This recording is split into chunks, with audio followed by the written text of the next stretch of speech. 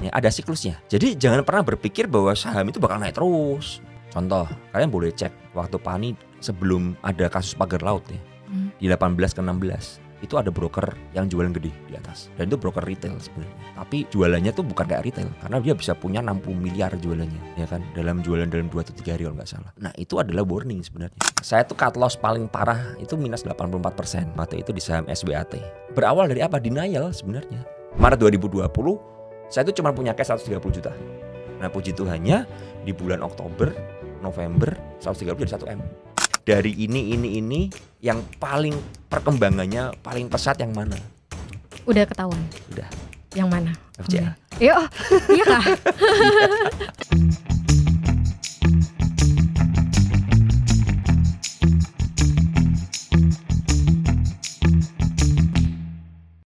Nah, ini berarti bisa dikatakan tuh Om Ben itu memisahkan ya antara si blue chip punya karakteristik sama si konglomerasi punya karakteristik gitu ya, Om Ben ya. Yeah. Nah, tadi kan konglomerasi punya karakteristik istilahnya ada big fund yang ya sebagian besar bukan asing gitu kan ya. Dan tadi lihat dari Broksam juga gitu. Nah, kita ngomongin konglomerasi menarik juga karena beberapa hari terakhir ini emiten di sektor konglomerasi ini memang cenderung sideways, nggak kemana-mana. Nah, kira-kira kenapa sih bisa hal itu tuh terjadi gitu ya di saham konglomerasi yang tadinya tuh rame banget. Setiap hari ada aksi korporasi, akuisisi, tiba-tiba ada Pak PP akuisisi ini atau ntar konglomerasi Jarum akuisisi ini. Nah, ini kira-kira kenapa nih akhir-akhir ini tuh nggak ada? Apa mungkin ada momentum penurunan IHSG lanjutan ke depan? Jadi teman-teman harus mengerti semuanya itu seperti siklus. Ya, ada siklusnya. Jadi jangan pernah berpikir bahwa saham itu bakal naik terus. Pak PP bakal ngegenjot terus nih, gendong terus ya. Enggak seperti itu. Ada kalanya ketika nggak ada sentimen ya mereka diam. Mereka kayak itu lihat BRPT, brand kayak nggak ada powernya sama sekali. Kenapa begitu? Ya karena belum ada sentimen. Misalnya MSCI lanjutan kapan? November kan. Sekarang masih bulan apa? September. Iya kan. IHSG masih seperti ini. Ya mereka juga mikir dong kalau mau bakar duit ke sana. Ya kan? Daripada mereka bakar ke sana, mereka diem aja. Biarin aja, mau turun, mau apa. Harganya di bawah juga. Harga di bawah lebih murah kan belinya kan. Nah, itu yang harus dimengerti. Jadi apa ya, teman-teman harus tahu bahwa saham itu ada siklusnya. Ya. Kan sebuah kenaikan pun pasti ada penurunan. Saham yang ramai suatu akan sepi. Ya kan begitu kan. Nah, kuncinya apa? Kuncinya jangan sampai ya ketika kita masuk udah rame ya kan jadi sepi terus pestanya bubar. Ya kan? Hajatannya bubar. Ada nggak yang kayak gitu? Ada banyak ya, gulung tenda, cuci piring semuanya rungkat. Iya kan, kita ngerti dulu ada saham apa? Arto. Ya, Arto sampai 19.500 ya. Iya, 20.000 kayaknya. 20.000 ya waktu itu kan. Nah, sekarang berapa? 1.000-an. Ya, sempat 1.000-an, 2.000-an. Rungkat kan? Terus ada apa lagi? WIRG. ADMR 3.000, terus sekarang udah 1.000-an. Semua ada siklusnya. Bumi 8.000. Ya, Bumi itu yang mungkin di sini banyak yang nggak ngikutin Bumi karena belum lahir. Ini siklus yang sebelumnya ya. Hype yang sebelumnya. Iya. Hype Bumi 8.000 sempat kan gocap kan. Dan itu kan gila banget. Semuanya ada sebuah siklus. Nah, kuncinya apa? Kita harus mengerti ini siklusnya udah kelar benar atau enggak. Dan pembatasan pakai apa? Pakai TA. Makanya jangan cuman berpikir pokoknya saya percaya saham ini. Ingat ya, BRPT pun ya dari waktu itu naik ke 4.000 kemudian stock split di 2.000 ya kan. Sempat naik lagi, kemudian turun sampai 600 loh. BRPT dari harga 2.000-an ke 600 loh. Yang bottom kemarin sekarang baru balik kan. Itu berapa tahun? Ya kan. Nah, ketika 2.000 ke 600 kita siap enggak? Ya enggak usah gitulah. Mungkin kalau BRPT kejauhan, Antam waktu dekat-dekat pandemi dulu ada yang ramai kan, Antam 4.000 waktu lama 3.000 udah diguyur. Ya 3.000 diguyur sampai berapa 800 kalau nggak salah ya, 600 800. Sekarang udah balik ke 3.500 ya kan. Sempat kemarin 39. Semua siklus gitu loh. Ya. Nah, kuncinya adalah kita ngikuti aja siklusnya. Jangan kalau kita FOMO gimana? Harus ada pembatasan risiko. Sehingga apa kalau diguyur kita cut dulu. Ya, kita cut dulu ambil di bawah. Kalau melihat chartnya udah downtrend, wah ini udah bahaya nih, udah mulai cuci piring nih. Misalnya asing udah check out terus ya. Contoh kayak PSAB kemarin naik dari berapa 300 sampai ke 600 kan. Asing borong gede-gedean. Di 600 asing check out, keluar mereka. Nah, makanya harganya susah naik tuh. Di 600, 570, 620, 650 guyur lagi. Mereka distribusi di sana.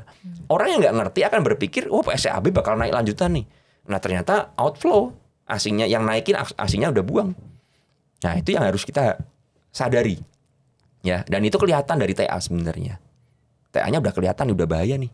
Ya, udah misalnya bentuk double top atau mungkin head and shoulder chartnya. Nah itu udah warning sebenarnya buat kita sebagai investor atau trader seperti itu yang beli di harga atas. Ya, nah kalau teman-teman bilang kan saya mau invest, nah saya balikin kalau mau invest kenapa belinya di atas?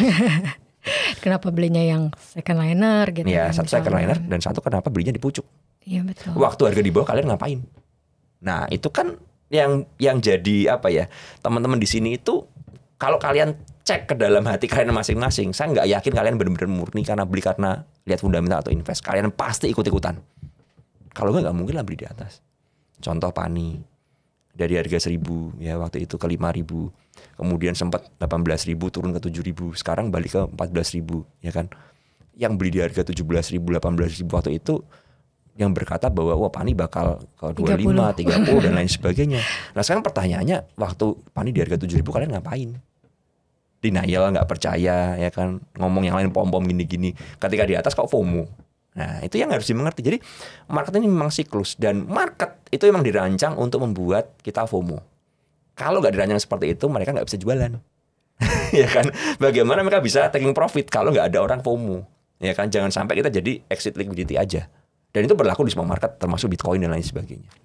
Baik. Jadi bisa dikatakan tuh kalau misalnya melihat ya, tadi misalnya sahamnya udah di pucuk nih, Om Ben ya. Nah itu gimana cara kita tahu, wah ini udah di pucuk yang nggak bakal naik lagi? Karena kan orang mungkin mikirnya, wah ini ada koreksi sehat gitu kan. Wah ini lagi bikin higher low gitu kan. Betul. Nah gimana caranya supaya kita tahu ini bukan higher low, tapi ini adalah si reversal ya dari fase bullish ke bearishnya misalnya. Nah itu apa sih indikator-indikatornya? Kalau paling gampang ya, kita bisa lihat di broker summary. Contoh, kalian boleh cek waktu Pani sebelum ada kasus pagar laut ya, di 18 ke 16 itu ada broker yang jualan gede di atas. Dan itu broker retail sebenarnya. Tapi jualannya tuh bukan kayak retail, karena dia bisa punya 60 miliar jualannya, ya kan, dalam jualan dalam 2 atau 3 hari kalau nggak salah. Nah itu adalah warning sebenarnya. Ketika ada penurunan dengan volume, dengan distribusi sebesar itu udah warning, ya kan. Saya waktu itu udah ingetin teman-teman tuh, Pani kalau jebol 16 udah cut aja, nggak usah mikir-mikir, ini distribusi. Dan ternyata jebol kan, setelah jebol pagar laut keluar, cepret, langsung ARB, langsung longsor sampai 7.000 waktu itu kan. Iya 7.000 sempat. Iya kan, sempat. Terus kejadian terakhir Pani, yang terakhir ini, right issue, yang setelah right issue di spike ke atas kan. Setelah di spike ke atas malah jualan gede-gedean broker-broker itu, ya kan. Kalian boleh cek lah, itu di harga 17, 16 itu jualan. Kalau di track itu ya jualan gede banget. Nah itu udah warning, makanya nggak heran Pani ke 13.000. Ya, jadi itu adalah sebenarnya udah kelihatan. Tapi kita kadang-kadang entah kita nggak paham atau entah kita denial. Denial karena apa? Karena berpikir, oh mau ada RI. RI-nya bisa ke 20.000 gini-gini. Karena pertanyaannya begini, untuk ke 20.000 boleh nggak kalau dia turun dulu? Kan boleh-boleh aja. Nah justru kita mencarinya adalah ketika ada distribusi besar seperti itu, kita ikutan lepas dulu kalau saya pribadi. Karena apa? Berarti ada distribusi besar di atas. Saya akan ambil ketika apa? Harganya udah di bawah. Ya kan? Justru di harga 13 seperti ini belanja. Jangan belanja dengan di 15-16 kemarin. Kalau kita track back ke belakang ya, average market itu 11.000 12.000 Pani itu sebenarnya. Nah, di situ kita bisa cek. Oh, seperti itu. Average marketnya di sini. Berarti pembelian di sini adalah pembelian yang low risk, ya kan? Kalau kita ngomong kalau pakai TA doang, itu kadang-kadang bias. Ya, walaupun sebenarnya ketika ada penurunan dengan volume itu kelihatan ini bukan koreksi sehat, karena koreksi sehat itu nggak pernah ada volume sebenarnya, gitu loh. Ya, tapi yang harus diperhatikan adalah kalau misalnya kita berpikir bahwa dia akan membentuk higher low, kalau ternyata setelah itu ngebentuknya lower high, berarti itu kan nggak bisa higher high itu intinya kan, ya kan. Nah kemudian jebol lagi dan bikin lower low, nah udah jelas dong, berarti ini adalah reversal ke bawah dong, dari uptrend menuju downtrend kan. Nah itu jangan denial. Tapi kebanyakan teman-teman denial karena nggak mau cut loss, ya, berpikir siapa tahu nanti balik lagi. Kan kejadiannya seperti itu. Brand balik lagi kan 10.000, ya. Kalau saya punya 9.000, saya biarin ke 5.000, balik kok ke 9.000 kok. Nah kalau ternyata nggak balik gimana? Iya kan? Betul. Kalau nggak balik gimana? Dan alangkah lebih baik misalnya kalian, contoh saya gini, saya tuh pernah cut loss sedikit denial tuh di saham Ratu. Saya Ratu tuh punya waktu itu saya beli di harga 8.500, average saya tuh 8.000-an kalau nggak salah. Saya harusnya cut ketika dia di 75 karena itu udah kelihatan resiko nggak terukur dan kan. Akhirnya saya cut di berapa? Di 6.000 ya cutnya. Itu sebelum dia turun ke 3.500 tuh. Setelah saya cut di 6.000 dia jebol, dia turun ke 35. Kemudian mantul dia baru balik ke 7.800 kalau nggak salah. Nah, dari situ saya belajar. Meskipun saya melihat ada di Broksum tuh bayarnya bagus terus, tapi TA-nya tuh udah bilang, TA-nya ini lower low. Nah, saya denial. Karena apa? Mereka juga beli kok. Ya? Broksumnya bagus kok, ini juga beli kok. Kan? Akumulasi kok. Juga. Asing juga beli kok, ini beli semua kok. Nah, sekarang dibawa turun gimana? Ya kan? Nah, kalau saya waktu itu, untung saya cut di 6.000 ya. Karena kalau dibawa ke 3.500, saya cut di 35, itu apa enggak damage-nya ke porto saya? Dan itu kan merusak psikologis bakalan gitu loh. Dan recovery-nya bakal susah sekali. Karena saya punya porto yang cukup gede waktu itu. Karena pede nih. Mereka beli, saya ikutan beli nih. Fan beli, saya ikutan beli nih. Ya kan? Tapi ya bersyukur saya masih cut di 6.000, saya sekitar minus 20-an% lah. 20-25% ya udahlah. Itu kesalahan saya terlalu telat di situ ya udah. Tapi itu pelajaran buat saya. Ternyata memang harus disiplin juga kan kita. Nggak bisa lihat market seperti itu. Oke, jadi itu untuk Ratu tadi salah satunya ya. Dan tadi untuk gimana ya ada volume. Terus kemudian tadi Big Fund-nya juga udah jualan gitu ya, Om Ben ya. Terus kemudian kita melihat wah ini ada benar-benar TA-nya juga mendukung gitu kan ya. Jadi memang ketiga itu harus istilahnya dikombinasikan. Yeah. Nah, sama satu lagi nggak sih misalnya ada berita-berita yang udah pada muncul. Nah, itu mungkin bisa juga nih, Om Ben. Gimana? Apakah kalau berita-berita udah kayak wah taking profit nih? Gitu. Belum tentu. Contoh hari ini Pipa keluar berita. Ya, kita bikin ini tanggal 10. Ya, kemarin malam ada berita Pipa ya, saham Pipa. Arah hari ini Pipanya. Iya kan? Jadi berita belum tentu jelek. Tergantung market menyikapinya seperti apa. Ada nggak berita keluar turun sahamnya ARB? Ada juga. Tapi ada juga yang setelah berita keluar malah arah kenceng. Malah nggak bisa dikejar lagi. Ya kan? Nah itu jadi berita ini menurut saya agak bias. Ya kan? Karena ya berita ini kan bumbu ya. Hanya bumbu penyedap aja sebenarnya. Tapi komposisi awalnya tuh bukan di berita. Jadi berita tuh hanya untuk tambahan input aja. Tapi kita lihat dari TA dan di akumulasinya ini dulu. Ini udah pakem. Berita ini bisa dibantah kan. Ya kan? Tapi kalau dari sini ya kelihatan. Contoh lagi saham Karya. Karya ada berita ya diakuisisi seperti ini bla bla bla bla oleh perusahaan Cina ya kan. Dia sempat naik. Tapi ketika setelah ada berita dia naik arah, besoknya dia mulai distribusi. Wah, saya lihat ini kayaknya udah nggak bener nih. Saya udah nggak mau pegang lagi. Dan memang terbukti setelah itu distribusi terus, jualan terus. Dan lower low terus sahamnya. Ya kan, walaupun digenjot berita ini bagus-bagus, tapi jualan ya buat apa? Ya itu yang harus dimengerti. Jadi berita hanya sebagai tambahan aja buat saya. Oke, jadi kalau Om Ben tuh lebih pegangnya tuh tadi TA sama flow gitu ya. Yang paling utama ya. Karena kalau berita ya bisa jadi masih belum pucuknya gitu ya Om Ben ya. Masih ada pucuk-pucuk yang lain gitu ya. Iya, berita ini hanya sebagai pemanis aja sebenarnya. Tapi nggak bisa kita jadi patokan untuk analisa tuh nggak bisa. Karena lemah banget. Dasarnya lemah sekali gitu loh.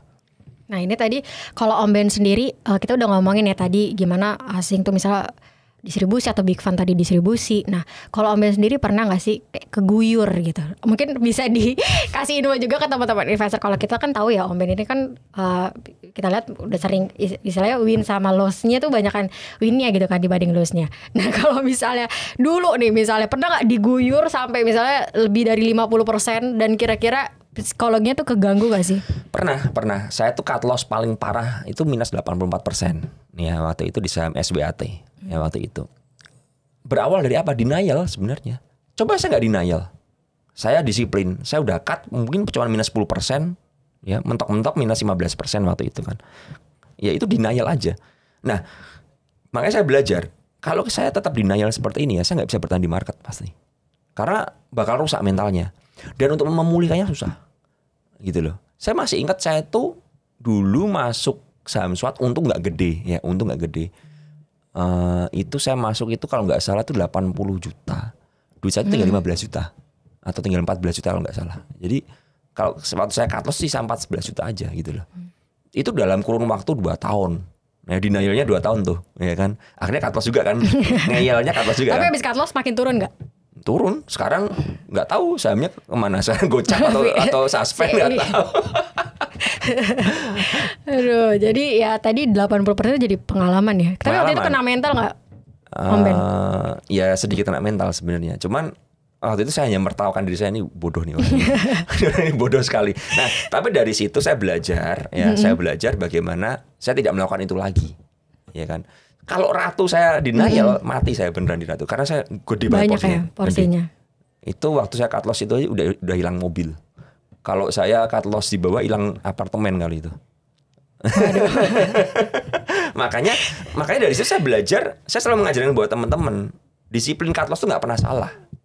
Ya kan, asal kita ngerti kenapa kita cut loss, bukan cut loss karena ikut-ikutan. Yang salah itu adalah kita tidak bisa mengukur resiko yang dapat kita tanggung dan kita ngeyel karena apa? Karena news, ya kan. Ya, siapa yang menyangka panik ketika keluar berita red issue di spike ke atas malah koreksi gede-gedean dan malah jualan semua? Nggak ada yang menyangka. Coba bayangin kalau ada yang FOMO di pucuk tuh dan all in lagi. Di harga 16.500, 16.800 dan sekarang harganya 14.000, sempat 13.000 kan. Itu perasaannya bagaimana? Iya kan? Karena kan waktu itu RI-nya sempat dibilang 20.000 kan harganya. Nah, itu kan bukti bahwa ketika ada pengumuman dan itu valid loh pengumumannya loh. Bukan isu loh, itu valid loh. Tapi malah digunakan untuk mereka exit. Bisa jadi mereka exit buat apa? Ya jualan dulu, nanti ambil bawah lagi. Iya kan? Atau nyiapin modal buat nebus RI kan. Nggak ada yang tahu semuanya. Nah, tapi yang kita tahu adalah ketika memang terjadi seperti itu, open high kemudian koreksi ya jangan denial. Betul. Nah, itu yang penting gitu loh buat kita ketahui. Nah, itu ya thank you banget nih Om Ben ya. Tadi udah ngomongin kira-kira gimana caranya supaya nggak kena mental di market. Karena kan market itu kan tadi ya teman-teman nggak mungkin setiap hari itu hijau, nggak mungkin. Setiap hari merah pun juga nggak mungkin ya. Pasti ada merah, kadang hijau. Jadi as long as kita ada di tren tepat, kita akan selamat ya, Om Ben. Betul, saya setuju banget. Iya. As long kita ngerti apa yang kita lakukan sebenarnya sih, gitu loh. Kalau kita mau bertahan dalam sebuah saham, kita ngerti nggak? Ngerti resikonya, ngerti nggak ini fundamentalnya seperti apa? Bener-bener ngerti. Itu yang membuat kita yakin sebenarnya. Kalau kita cuma beli saham karena ikut orang, ya, oh Om Ben bilang nih saham ini bagus, udahlah. Saya beli aja, saya percaya sama Om Ben. Saya yakin kalau digoyang marketnya, ya pasti nggak akan kuat, pasti nggak. Tapi kalau misalnya, oh saya ada bilang nih saham ini oke nih, kalian ikut riset, kalian belajar, kalian atur posisi kita, ketika digoyang, kalian lebih yakin karena apa? Oh saya udah analisa, ya gitu loh. Jadi itu yang membuat sebenarnya kita yakin gitu loh. Makanya ada teman-teman yang kuat kan ngehold dari berapa lama, kuat karena apa? Mereka meriset. Ya nggak kuat gimana? Yang cuma ikut-ikutan dia beli, ikutan beli. Terus ketika turun tanya, gimana nih sahamnya? Bingung kan? Karena nggak pernah riset, cuman percaya aja, nggak bisa. Kalau cuan diam-diam ya? Iya, kalau cuan diam-diam. Kalau udah mulai loss ini udah mulai kayak cacing kepanasan nih, mulai panik tiba-tiba dari yang masuknya cuman sebagai orang yang ikut-ikutan jadi belajar fundamental mendadak nih. Telat, kebalik. Harusnya belajar dulu fundamental, belajar dulu teknikal, baru entry saham. Jangan udah entry, udah turun dalam, baru dipelajari fundamentalnya sebagai pembenaran sebenarnya. Nah, itu fatal banget buat saya gitu. Nah, tadi kan Om Ben udah bahas ya gimana supaya tadi memanajemen resiko. Kalau Om Ben sendiri untuk yang cuannya deh, yang tadi kan kita yang ngomongin yang rungkat-rungkatnya kan. Kalau misalnya yang lagi cuannya itu kira-kira yang life changing banget tuh di Om Ben sendiri itu saham apa sih? Mungkin dari siklus waktu Covid, terus kemudian yang sekarang-sekarang ini tuh apa? Sebenarnya kalau ngomong saham apa, yang satu saham spesifik hampir nggak ada sebenarnya ya. Karena saya ini bukan tipe orang yang memang, ini saya bangga nih, satu stok ini saya all in, saya multi bagger. Saya bukan orang yang seperti itu. Saya lebih ke arah main sana sini. Tapi memang saya mengejar konsistensi pertumbuhan portfolio itu sebenarnya ya. Karena memang waktu itu duit saya nggak terlalu gede. Kalau saya memang masukin dalam satu saham dan saya tidak bergerak waktu di pandemi, saya makan apa? Kan begitu kan? Karena saya harus muter uang saya sehingga uang saya ini bisa berkembang, ya. Uang saya yang terbatas ini bisa berkembang, bisa saya withdraw, ya kan? Bisa buat saya hidup dan bisa buat investasi lagi kan. Nah, jadi saya tidak ada satu saham tuh. Cuman memang waktu itu yang agak wow cuannya ya, yang memang saya tidak expect itu adalah saya waktu itu punya dadawaran. Saya waktu itu hold setahun, saya tuh beli 84 juta, saya dapat profit 900 juta setahun. Waduh. Dari harga 3 naik ke 40 soalnya. Warren Jual juga. Itu yang memang secara nominal wow banget ya. Itu mungkin persentase terbesar saya. Gitu loh. Tapi kalau yang lain ya saya lebih ke arah saya putar aja gulung sana sini. Kan market lagi ramai tuh dulu tuh. Ada pandemi, ada KF, Antam semua. Ya saya pindah-pindah aja main sana sini. Yang penting dalam sebulan itu portfolio saya bisa naik 100%. Nah itu kan nggak ada masalah. Saya mau masuk saham apa aja.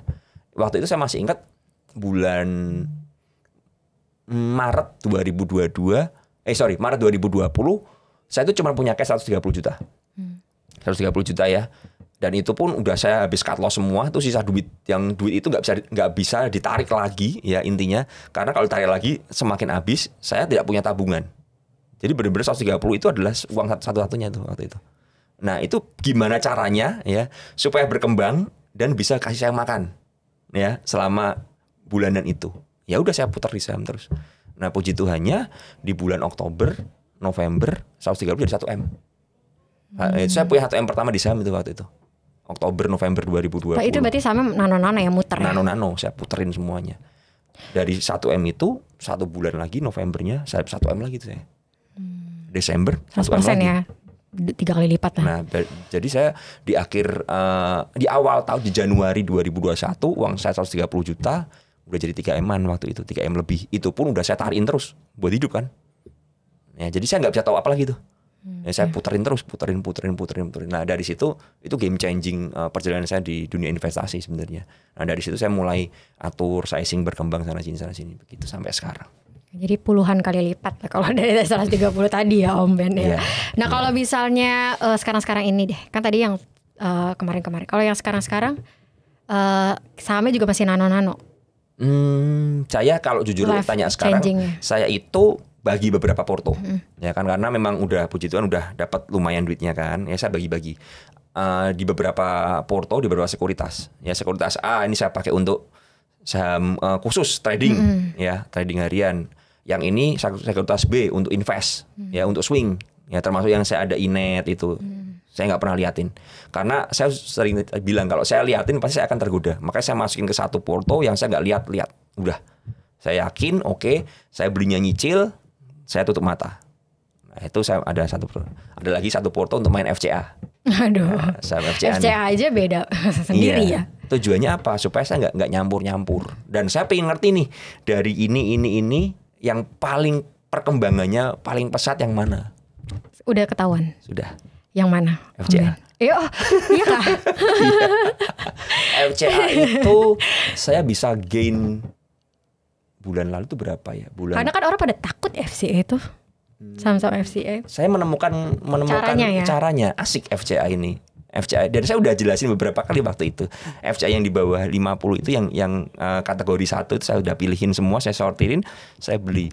Saya itu dari duit kayaknya kalau saya nggak salah saya cuma masukin 600 juta itu udah jadi 2,4 atau berapa di saham FCA aja gitu ya. Iya. Tapi pasti resikonya juga bisa sesuaikan sama profil resiko teman-teman gitu kan. Makanya saya pastikan cuman 500 juta aja, 500 atau 600 kalau nggak salah. Udah, ya kalau misalnya hangus ya saya udah siap. Makanya satu porto, ya kan. Yang ini buat trading nih. Okay. Yang buat invest ini yang malah pertumbuhannya paling kecil karena sekarang kan market lagi begini nih. Betul. Ya kan. Ya, jadi FCA, trading, baru sama yang ini. Unik ya teman-teman ya. Unik. Tapi tadi Om Ben kan, kalau Om Ben tuh lebih ke profil resiko tuh apa sih Om Ben? Mungkin biar bisa disesuaikan juga di sama teman-teman investor ajaib. Saya itu tipikal orang yang risk taker tinggi. Saya high risk. Tapi saya itu bukan judi. Jadi saya itu selalu bilang ke teman-teman, saya selalu mengalokasikan dana sekian yang saya udah siap untuk hilang. Ya kalau ini hilang, ya udah siap resikonya. Ya, kalau ini hilang nggak mempengaruhi psikologi saya, nggak akan goyang. Karena apa? Saya masih punya porto yang lain yang bisa mengcover seandainya ini hilang, 500-nya ini hilang. Jadi saya udah siap nih 500 hilang nih. Ya. Nah, porto yang lain ini udah siap nih untuk trading. Amit-amit kalau digagal, ini bisa mengcover. Ya, untuk BEP-an, bikin BEP gitu loh. Ya kan? Nah, itu udah saya pikirin, ya. Dan saya udah pelajari waktu itu. Waktu itu awal bermula dari CNKO yang waktu kenceng naik itu. Oh iya, kalau nanya game changing FCA tuh CNKO. Berapa persen tuh Om Ben? nggak persennya nggak gede. Tapi yang paling besar menopang tadi ya pertumbuhan porto FCA-nya. Iya, awalnya iya. Karena CNKO itu saya ngehold tuh 4 bulan di harga 30. Terus tiba-tiba keluar laporan keuangan jadi naik kan. Naik. Saya jual di 90 sampai 100. Udah clear semua. Nah, begitu udah clear semua kan saya dapat duit dari CNKO tuh, profit kan. Berarti dari 30 ke 90 ya 3 kali lipat kan. Ini langsung tak sekolahin lagi nih. Ke FCA lagi. Jadi semakin langsung banyak saya ya. langsung, wah ini kayaknya momentum FCA masih oke. Banyak saham di bawah 10, di bawah 20 nih. Saya langsung sortir, saya cari semuanya. Saya tembakin satu persatu, masukin. Naik, udah oke, udah mulai beranak pinak ya. Udah mulai sellernya gede, ikutan buang. Pindahin lagi. Saya tidak pernah withdraw dari yang akun 500 itu. Putar terus, sekolahin terus. Nah tadi sekolahnya mungkin bisa teman-teman juga mau sekolah nih. Tadi FCA-nya, berarti kan FCA itu kan gak kelihatan bid overnya. Nah, apa sih yang mungkin ilmunya gitu ya? Apa sih yang dilihat dari FCA ini? Karena kan ya kayak beli kucing dalam karung kan FCA kan. Kita gak bisa lihat bid overnya. Saya mencari FCA, saya coba meriset walaupun tidak ada teori yang membuktikan secara data. Tapi saya tahu ada aturan bahwa di dalam bursa kita saham di bawah 50 yang masuk FCA selama kurun waktu periode tertentu kalau nggak lepas dari FCA itu bakal kena suspend. Itu ada aturannya tuh. Ya, aturannya saya nggak ngerti berapa tahun ada aturannya pokoknya. Nah, momentum ini sepertinya dipakai oleh beberapa emiten ya untuk mengeluarkan saham-saham dari FCA. Ya, tapi kategorinya saya selalu pilih. FCA itu kan ada banyak kategori tuh, ya. Saya selalu pilih yang kategori 1. Kategori 1 itu apa? Yang harga rata-rata di bawah 50. Tujuannya apa? Sehingga kalau dia naik di atas 50 rata-rataannya selama periode evaluasi, dia akan lepas dari FCA. Contohnya apa? WOWS ya, yang udah lepas, PIPA udah lepas, VUTR udah lepas ya kan? FUTR udah lepas ya, footer. Nah, itu kelihatan kan, berarti bisa gitu loh. Bisa kan? Nah, jadi saya mencari saham-saham yang di bawah 50 yang cuman kategori 1. Nah, itu yang saya cari. Kemudian saya juga mencari dari kurun waktu broksum tertentu tidak ada broker zombie yang jualan. Zombie. Ya, broker yang aneh-aneh lah, ya PG lah, atau IU lah, yang kita nggak familiar gitu loh. Atau TF lah atau apa ya kan. Tapi yang murni retail sama retail. Ya kan, berarti kan tidak ada setannya. Saya bilang nggak ada setannya begitu yang jualan kan. Ya udah, saya coba cari. Kemudian saya cari yang shareholdernya sedikit. Yang cuman pemegang saham cuma 3.000, 4.000, nggak pernah yang di atas 10 pokoknya. Tujuannya apa? Berarti barangnya sedikit. Kan. Nah, ya udah saya beli. Ya, kalau memang ada offernya dan memang harganya lagi di bottom, ya saya berani makan. Ya, saya berani makan aja. Ya, saya berani spekulasi makan. Karena masih di bottom dan momentumnya ada. Saya siap cut loss nggak? Cut loss. Saya kemarin habis cut loss JGLA itu. FCA juga ya? Iya, FCA. JGLA saya beli di 18, saya cut loss 17. Karena, sellernya aku nggak habis-habis. Kok keluar terus, udah saya buang balik badan saya. Ya cut loss minus 10%. Tapi ya udah terukur, ya udah. Disiplin juga gitu loh. Intinya tidak boleh denial gitu loh. Lihat market seperti apa, perkembangan tiap hari seperti apa. Nah, itu yang harus. Nah, kalau ngomong FCA itu kan kucing dalam karung. Enggak juga sebenarnya kan kita cukup melihat IEP dan IEV. Bid offer yang tampil itu adalah bid tertinggi, offer terendah. Ya kan, karena itu kan bidding sistemnya ya. Nah, saya cuma lihat fokusnya di IEP sama IEV. IEV-nya tuh harus yang baik itu adalah semakin sore semakin kecil IEV-nya. Ya? Yes, berarti nggak ada yang mau jualan. Ya kan? Itu semakin bagus tuh.